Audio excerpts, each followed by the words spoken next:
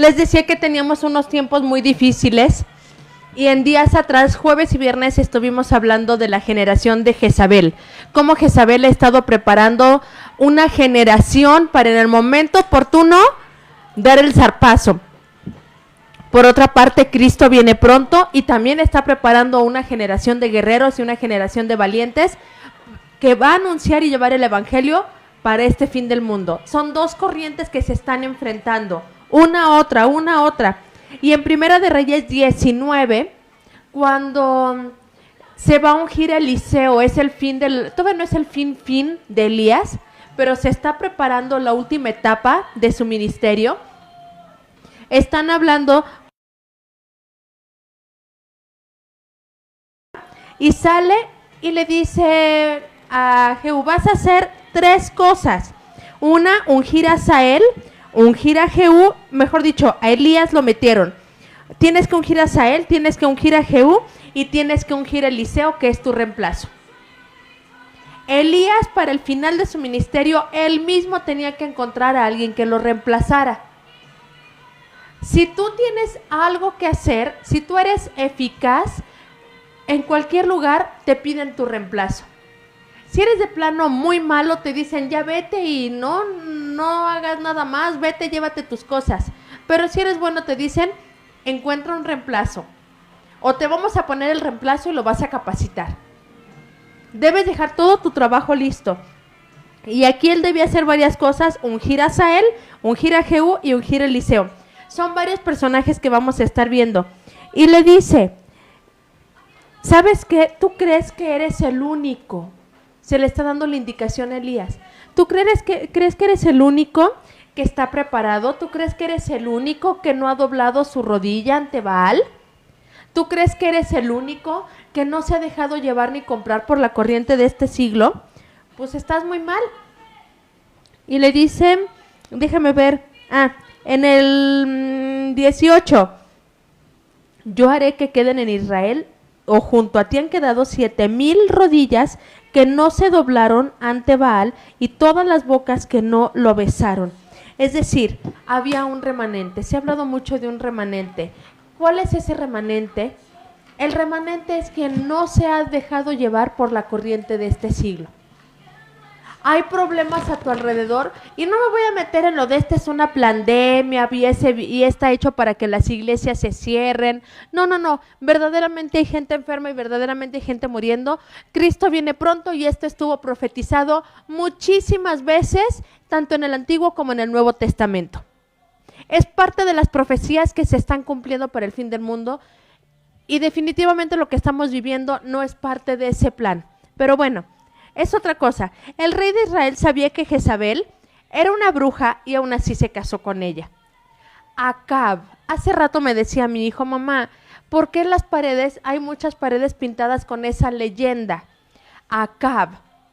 Es algo que ahorita se está mencionando mucho en las pintas feministas, pero Acab era un hombre en Israel que era un rey.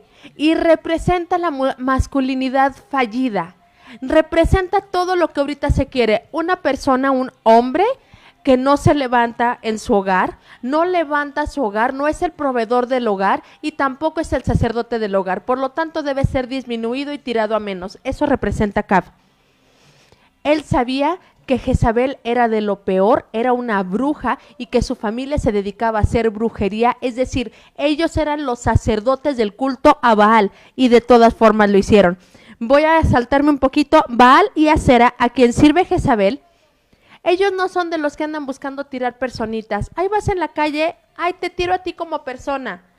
Ay, eres un congregante que llega tarde todos los domingos, busco tirarte a ti. No, Baal y Acera buscan tirar iglesias completas tirando al pastorado. Buscan debilitar a las iglesias. Algo que sí pasó en esta pandemia es que muchas iglesias cerraron por pastores muertos y por economía fallida. Nos ha tocado saber de pastores y nos ha dolido mucho, pastores que no tenían el dinero y salieron a vender fruta a la calle y se murieron en 2 días.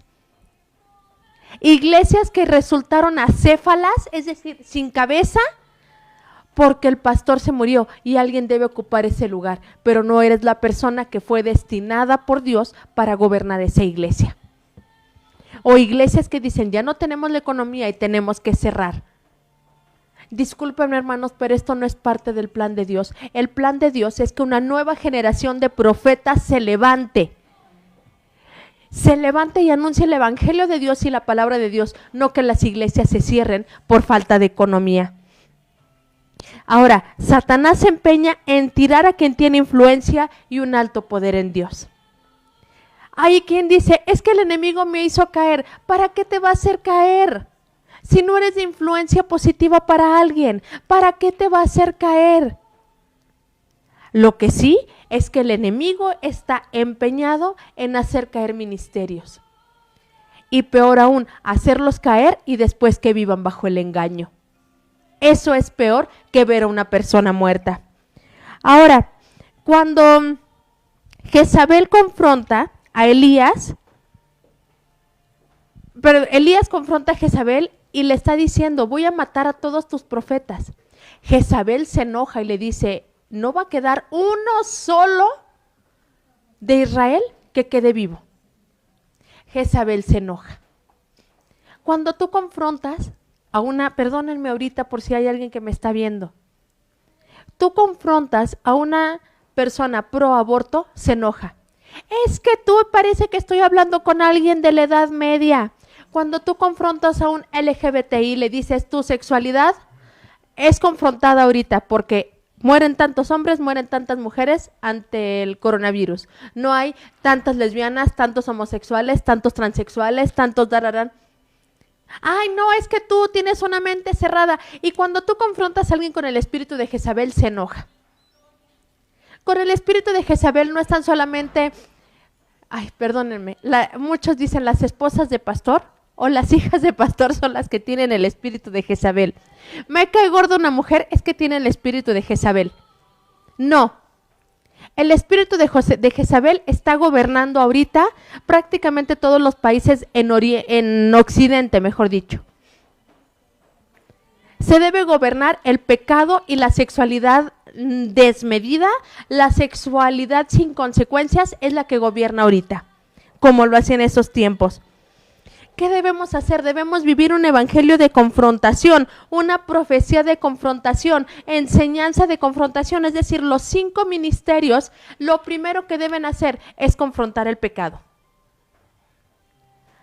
Es bien bonito cuando papá Sabino habla por teléfono, porque hasta nosotros como hijos nos habla. Ayer platicábamos de eso.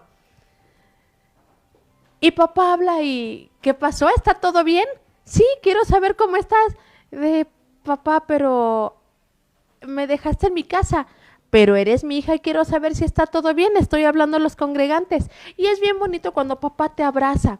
Pero cuando papá dice, esto no está bien. Ah, no. Eso ya no me gustó. No me gusta que para ellos todo es pecado. Ah, no me gusta que para ellos todo es pedidera de dinero. No me gusta. Nos tocó escuchar a una persona que dice, el Guillermo, si al apóstol Guillermo Maldonado le dicen el Guillermo, ¿qué nos espera a nosotros? Que hasta apodo tengamos. ¿Por qué? Porque no están acostumbrados a que los 5 ministerios sean de confrontación. Apóstoles, profetas, evangelistas, pastores y maestros. ¿Recuerdan lo que nos han enseñado de los 5 ministerios? Todo debe ser de confrontación. Vámonos por favor a Segunda de Reyes 9, lo voy a leer un poquito más. Segunda de Reyes 9, a partir del versículo 5. Ya está Jehú, ya se le va a ungir. Dice, y cuando él entró, he aquí los príncipes del ejército que estaban sentados, dijo, príncipe, tengo algo que decirte. Y dijo, ¿a cuál de todos? Y le dijo, a ti, príncipe. Jehú se levantó y entró en casa, y el otro derramó el aceite sobre su cabeza y le dijo, así dijo el Señor de Israel, Dios de Israel, yo te he ungido por rey sobre el pueblo del Señor, sobre Israel, y herirás la cabeza de Acab tu señor, para que yo vengue la sangre de mis esclavos los profetas, y la sangre de todos los siervos del Señor de la mano de Jezabel. Y perecerá toda la casa de Acab, y talaré de Acab todo referente a la pared, así al guardado como al quedado en Israel, al remanente. Y yo pondré la casa de Acab como la casa de Jeroboam, hijo de Nabat, y como la casa de Baasa, hijo de Ahías. Y a Jezabel la comerán los perros en el campo. Una persona debe ser enviada para hacer las cosas. Una persona es enviada para ungir a otras personas. Elías debió ungir a Jehú como rey, pero no lo hizo. Alguien debe ungir y alguien debe tomar la estafeta para ungir a alguien más. Y un valiente de los profetas fue a ungir a Jehú. Ya que Elías no hizo lo que le tocaba hacer, no te preocupes, alguien más va a hacer ese trabajo. Lamentablemente o positivamente, nadie es imprescindible, dirían por ahí, en la viña del Señor. Cuando tú no quieres hacer del trabajo, alguien se levanta de repente para hacerlo. Alguien se levanta y va aprendiendo y aprendiendo a hacer el trabajo hasta que el trabajo se hace bien hecho. Esta unción debía ser en un lugar cerrado, a solas. ¿Y qué era? Lo unges en el lugar cerrado, derramas el aceite y te vas corriendo. En este año, en este 2020, ¿sabes por qué Dios nos sacó de la iglesia? Porque quien debía brillar era Él. Esta predicación la escuché de un pastor en Colombia, no en Colombia, de Colombia. Y yo no me imaginaba lo que iba a venir después. Cuando decían, el único que debe brillar es Dios y no los grandes ministerios, así fue. Dios nos sacó, aquel que decía, es que mi iglesia es enorme. 15 conectados. Aún a nosotros, de los miembros que pensábamos tener, no sé cuántos conectados hay ahorita. 50 conectados. Es que tenemos cerca de 300 personas. ¿Qué crees? Tienes un remanente de 50 personas. Qué fuerte. Porque el único que debe brillar es Dios. Hay cosas que deben hacerse en secreto y escondido, como aquí que estamos en una casa, en la sala. Algunos de ustedes han venido a ver a papás y les ha tocado ver la casa de mi hermana. Otros ni siquiera saben dónde. Estamos en un lugar secreto y escondido, porque lo único que debe salir de aquí y llenar y transformar los aires, lo único es la palabra de Dios, no nosotros mismos. Ahora, ¿qué voy? Uno no se puede mover sin unción y sin dirección, porque Jezabel se aprovecha de aquel que no es ungido y no es enviado. Es que, y estoy viendo de fondo al apóstol Guillermo Maldonado, hay un orden y una línea de autoridad. El apóstol Guillermo Maldonado tiene hijos, entre ellos se encuentra el apóstol Tom Bermúdez, a quien le decimos papá Tom. ¿Por qué? Porque él tomó nuestra iglesia como un padre y tomó no la iglesia en general, tomó al Centro Cristiano La Viña y toma a nuestros padres espirituales como hijos. Entonces va el apóstol Guillermo Maldonado, va el apóstol Tom Bermúdez y lleva a nuestro papá, al pastor Sabino Márquez, y va a la línea de autoridad. Y papá Sabino y mamá Nora, ¿a quién mandan? ¿A quién envían? Cuando tú aceptas en tu hogar a alguien que no has enviado, estás aceptando el espíritu de rebeldía y al espíritu de Jezabel en casa.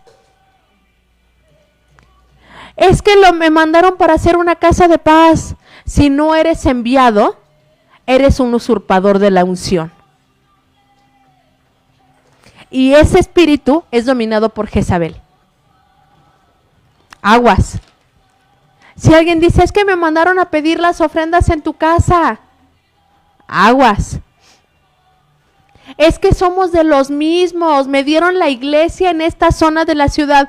Ay, el pastor Sabino tan enfermo que está, que ya repartió sus bienes, ya nos repartió una iglesia. Falso. Quien no es enviado está en rebelión. Punto. Josafat, estamos hablando de un hijo, fue un rey muy bueno. Y sus hijos fueron quienes acabaron con Acab. Josafat se unió a Acab. Pero quien tuvo que acabar con Acab fueron los hijos. Los hijos eran los que iban a acabar. Los hijos fueron los ungidos para acabar con lo que el padre no hizo. Alguien no quiso hacer el trabajo, alguien más va a terminar el trabajo. Hay muchas profecías que fueron dadas sobre varios padres en la viña. Hablo de padres físicos. Si tú no quisiste terminar el trabajo, ese trabajo se va a terminar, pero lo van a terminar tus hijos hasta que crezcan. La mayoría de nuestros jóvenes tienen padres cristianos. Ellos mismos fueron enviados. Ellos mismos en su tiempo fueron gente que estuvo haciendo el bien, fueron gente que fue enviada, pero no quisieron terminar el trabajo. Porque terminar el trabajo de matar a Acab se requiere de un paso firme, se requiere de unos hijos profetas, se requiere de llevar el evangelio a un extremo. Y hay quien dice, es que yo no me quiero meter en problemas, es que yo no quiero hacer esto más grande, es que yo no quiero enojar a las personas, es que a mí no me gusta pelearme con la gente. ¿Qué es lo que pasa? Tus hijos van a heredar el problema. Papá nos hablaba de eso. Y hemos hablado que ahora nuestros hijos están ante una generación de Jezabel. Y si ellos no acaban con ese espíritu de Jezabel va a acabar a nuestros hijos. Yo no estoy dispuesta a que mi hijo, a que mis sobrinas, mi sobrino sean atacados y comidos por Jezabel. Yo no me voy a esperar a que ellos acaban. Janita, ve tú y peleate en la secundaria. Ve tú y diles lo que piensas. No. Yo no voy, a ver, Jacobito, ve tú y dile al maestro que tú no puedes participar en Halloween. Ve tú y diles. A ver, mi hijo, sea fuerte. No, hay batallas que nosotros como padres tenemos que pelear, porque viene una generación a paso firme, viene una generación fuerte. Los hijos de Dios están en el campo enemigo. ¿Sabes para qué? Para desarticular al enemigo, para acabar con él. En el versículo 20 es algo que yo quiero leer, que es el momento en que se le está ungiendo y ya lo van a matar. Déjenme llego. Dice, y el atalaya volvió a decir, también llegó a ellos y no vuelve, mas el marchar del que viene es como el marchar de Jehú, hijo de Nimsi, porque viene impetuosamente. ¿Cómo vas a dar el evangelio? Aún cómo caminas. Algo que he de admirar a mi papá es que a sus casi 65 años, él tiene un paso impetuoso. Él camina y camina fuerte, él camina y camina firme, él camina y camina veloz. ¿Cuántas veces le hemos pedido a los chicos, ve rápido y alcanza a tal persona? Ya voy. Y van caminando despacito. Ay, ya sé. El paso de esta generación debe ser un paso impetuoso, rápido, que hace las cosas rápido y cuando se le piden. Jehú se paró a la mitad del campo enemigo, justo en la viña de Nabot. Y le dijeron, ¿cuál es tu problema? Y él respondió, ¿cuál paz con usted? Entiende, no puedes tener paz con el campo enemigo. Tú no puedes tener paz con las personas que se dedican a promover a Jezabel. He tenido que dejar a varias amigas, he tenido que dejar varias relaciones con gente que no tiene paz con Dios. En estos días leí en internet, ¿qué haces cuando a un niño su mamá le da una cachetada y le voltea la cara? Eran 117 mensajes o comentarios y 7 comentarios solamente decíamos, nos ponemos enfrente y defendemos al niño. Y 110 mensajes decían, yo no me meto porque no es mi problema, no es mi problema, no es tu problema, no te metas, no te metas.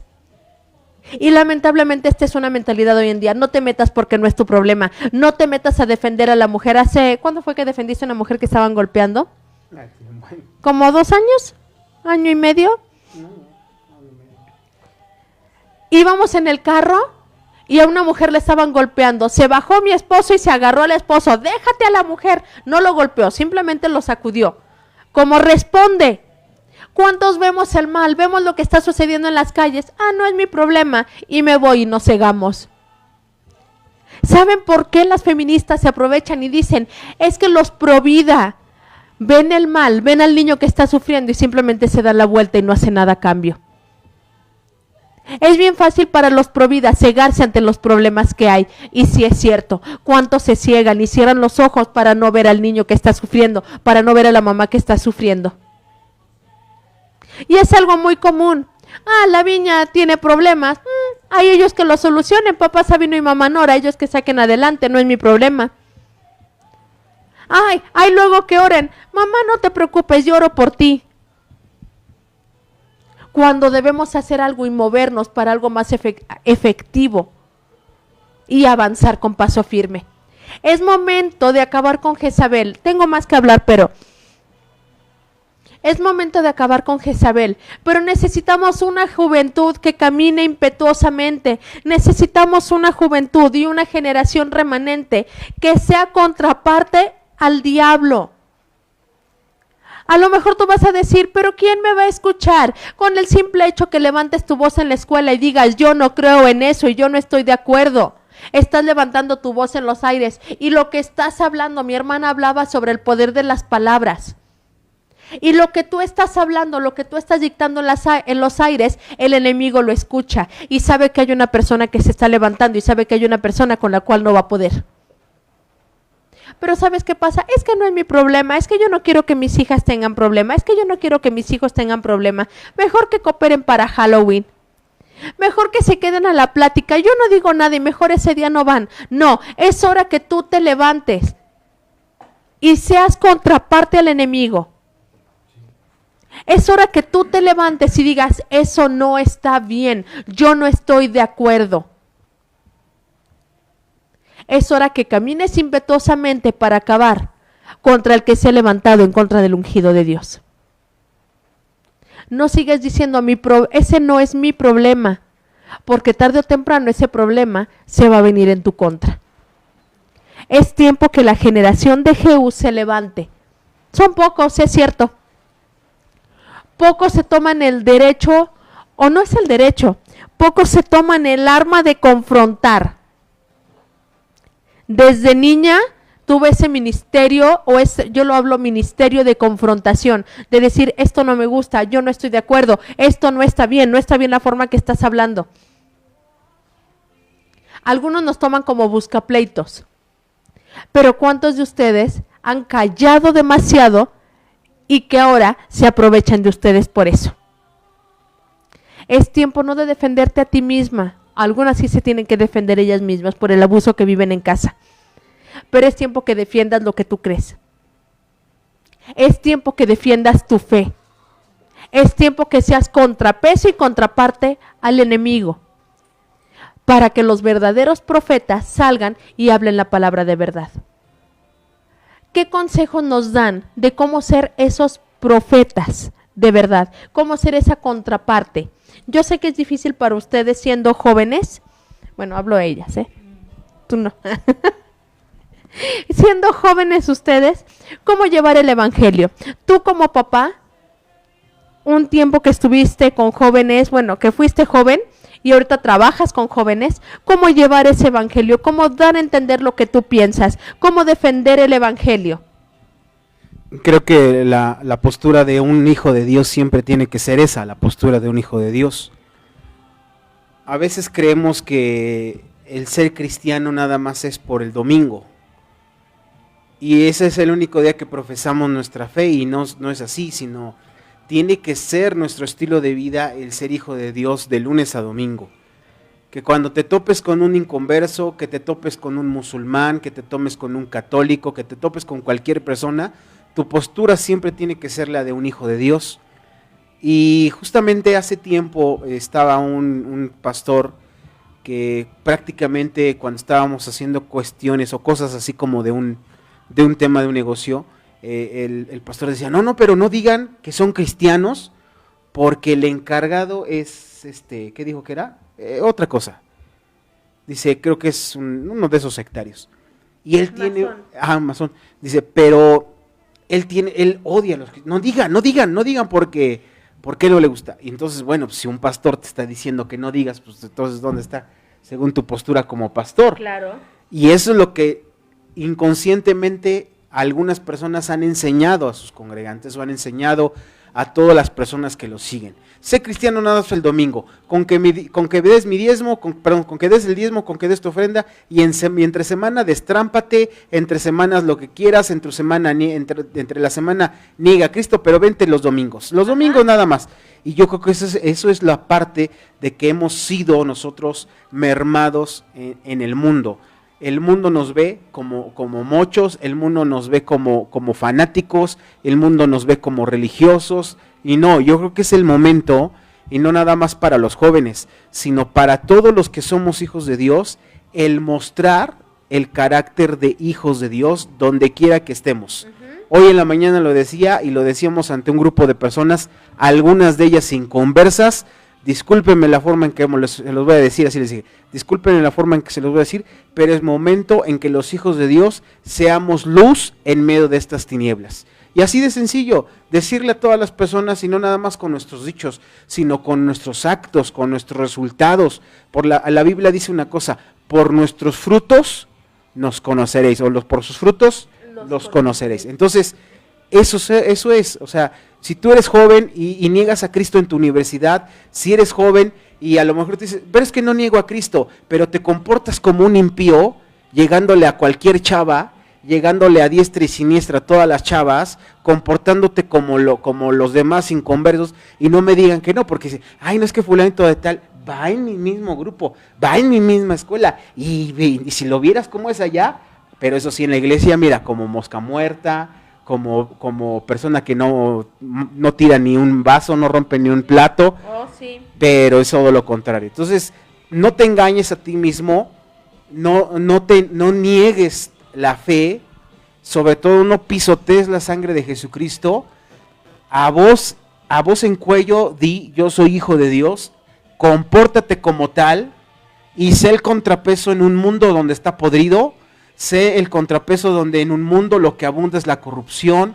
Sé el contrapeso en un mundo donde lo que abunda es la muerte, porque nosotros vamos a hacer vida, nosotros vamos en el nombre de Jesús, vamos a llevar vida y vida en abundancia en el nombre de Cristo. Lo que está muerto lo tenemos que resucitar. Lo que está falto de terminar, los hijos de Dios no se pueden dar el gusto ni el lujo de dejar cosas a medias. Cierto. Entonces, muestra verdaderamente el carácter de Cristo en tu vida, porque eso es lo que va a hacer la diferencia. No con esto te quiero decir que seas un religioso, porque a veces los religiosos dicen, no, pues es que no digo, no hago, no nada, ajá.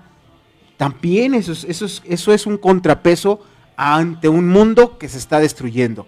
Si tú eres un hijo de Dios y te quedas callado, eres parte de ellos. La Biblia dice una cosa: el que sabe hacer lo bueno y no lo hace, se le es contado como pecado. Tremendo. Si tú tienes la palabra de verdad, si tú tienes la verdad de Cristo en tus labios, si tú tienes una palabra de Dios para esas vidas y no lo sueltas, eres igual que ellos. Entonces, el carácter de Cristo es lo que a ti y a todos nosotros nos debe de distinguir entre un mundo que está podrido, entre un mundo que está viviendo en tinieblas. Nosotros tenemos que ser la luz y la sal de esta tierra tan insípida que está. Entonces, pues... Tremendo. Raquel, tú que has sido enviada y ungida, ¿cómo vivir y cómo llevar tu fe? Creo que una palabra clave, ahorita que escuchaba a Chucho hablar, era convicciones inamovibles. Eso venía a mi mente. Creo que cuando realmente adoptas y te sientes y tienes esa identidad de hijo, entonces es cuando lo tomas y dices, sabes que aquí no me mueves. Y me llama mucho la atención porque le estabas comentando hace ratito sobre lo de las personas, las abortistas, los pañuelos verdes, y le decía a Mau, justamente esta semana veía publicaciones de compañeras de la escuela. Bueno, yo estudié psicología, entonces plagado, ¿no? Plagado. Sí. Incluso Mau me decía, es que todas las publicaciones que tengo son de personas que estudian psicología. Y yo le decía a Mau, me dio unas ganas estas semanas de agarrarme con mensajes, a pelearme con las personas por X y Y publicación, ¿no? Pero creo que algo que decías también era, si te callas, si no lo dices, si estás pensando en el qué dirán, en el, pero es que cómo me voy a ver, y cómo lo pienso desde mi postura, ¿no? Como yo, siendo de psicología, van a decir, es pro vida, ¿no? Ándale, sí. Entonces, Pero yo digo, bueno, pero es que esas son mis convicciones, ¿no? Esto es lo que yo creo y yo no voy a tolerar sobre todo, que yo creo que son para justificar el andar de aquí para allá, ¿no? Por eso buscan el aborto. Es una de mis ideas por las compañeras con las que he platicado, ¿no? Entonces, creo que esa es una parte importante, convicciones inamovibles. Cuando yo sé, conozco y tengo la identidad de hijo, no va a haber nada que me mueva.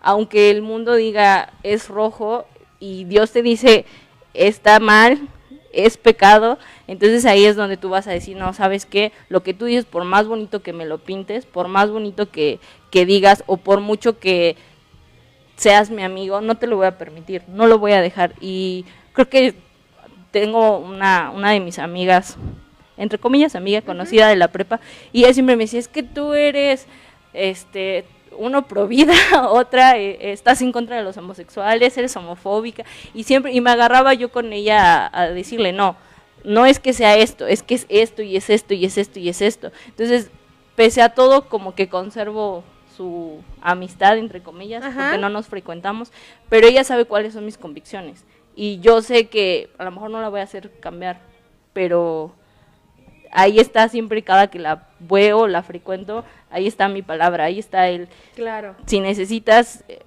tenía problemas de alimentación, ciertas cosas, y ahí estaba, ¿no? Yo constantemente con mi palabra, y así es, o sea, a lo mejor no los vas a hacer cambiar con lo que dices, pero decíamos, con lo que haces, ¿qué tal? Cuando ellos necesitan un abrazo, cuando ellos necesitan, ya sabes que ya no aguanto, mis convicciones están cayendo poco a poco, ahí es donde entra la palabra, y ahí es donde entra, ¿sabes qué? Esto no te va a librar de lo que sientes, pero Jesús sí te va a librar de lo que sientes. Ahí es donde tú puedes ser el cambio en la persona y no simplemente, pues, como decía Chucho, decir, no, tú eres esto, pues para allá, ¿no? Obviamente no te vas a dejar. Claro. No te vas a dejar, no te va a mover lo que la persona te dice, pero también vas a estar así como esperando de, este es el momento. Exacto. Y aquí lo necesitas y aquí va la palabra y esa palabra cambia. Y lo pude ver esta pandemia. Algunas personas de mi familia que eran súper, no sé, cuadradas en ciertas cosas. Sí.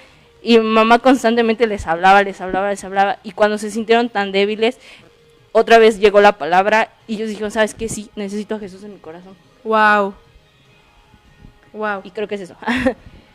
Muy cierto, no nos vamos a enganchar en todas las conversaciones con todas las feministas o con todos los LGBT, no nos podemos enganchar con toda la gente que opina diferente a nosotros, pero damos a conocer nuestra postura, damos a conocer lo que pensamos y en el momento correcto se lanza el anzuelo o se lanza la espada porque va a caer. Janita, te he visto cómo has defendido tu postura en la escuela, cómo no te has dejado sucumbir, no te has dejado llevar por tus amigas. Te dejan de hablar, te vuelve a dejar de hablar la otra y has estado firme. ¿Qué le aconsejas a una persona de 12, 13 años de la secundaria? ¿Cómo seguir firme en su fe aun cuando te dejan de hablar, aun cuando tus amigos se alejan? Más que nada siempre creer en Dios, porque como tú dices, yo mostraba mis ideas y cuando decías mis amigas, pues, a veces ya unas ya tuvieron como 5 novios y decían, tú eres lesbiana, ¿verdad? Porque tú no tienes novio. Y digo, ¿sí, no, eso te han dicho? No soy lesbiana. Y le digo, ¿por qué crees que soy lesbiana? Y dices, porque tú no muestras todo, tú no tienes redes sociales y no tienes novio. Y yo pues, yo no quiero tener novio y no tienes derecho a decirme que soy lesbiana. Entonces, aparte, mis amigas que estaban teniendo problemas me buscaban diciendo, no te he visto. Y tuve una amiga antes que le tenía mucho miedo a la muerte, le hablé del evangelio, ya tuve miedo. Y después llegó el caso de Monse, que cuando ella resultó de positivo, le mandé para que aceptara a Jesús en su corazón y dije, no tengas miedo porque Dios te ama y si tienes más miedo las defensas caen. Más que nada es creer en Dios que siempre va a estar contigo. Qué bonito, Hanna, qué bonito el testimonio de cómo una niña de tu edad puede defender el evangelio de esa forma. Y es bien bonito ver que lo que sembraron tus abuelos, que lo siguió sembrando tu mamá, tú lo vas a cosechar. Y ver esta juventud, que ¿cuántos años tiene Raquel?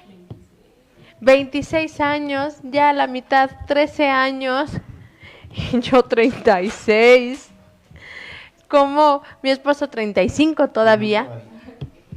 Diferentes generaciones, diferentes formas de pensar, pero es necesario que el evangelio sea llevado a todos los confines de la tierra y que lo que no es correcto se le ponga un alto y digan, yo no pienso esto y esto no está bien.